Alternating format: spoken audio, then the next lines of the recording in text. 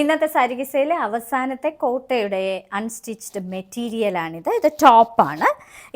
ഇത് shell white കളറാണ് ഈ മെറ്റീരിയലിന്. ഇതിൻ്റെ കോമ്പിനേഷൻ കളേഴ്സ് ഒരു ഡീപ്പ് പിങ്കും കൂടാതെ ബ്ലാക്കുമാണ്. ഇതിൻ്റെ യോക്ക് പോർഷനിൽ ഇങ്ങനെയാണ് വരുന്നത്.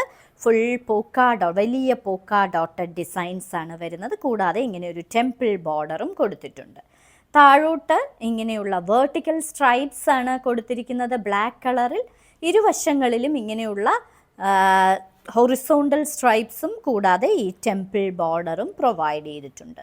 ഇതിന് സിൽക്ക് കോട്ടൻ്റെ ബോട്ടമാണ് പ്രൊവൈഡ് ചെയ്തിരിക്കുന്നത്. ഇതിൻ്റെ ദുപ്പട്ട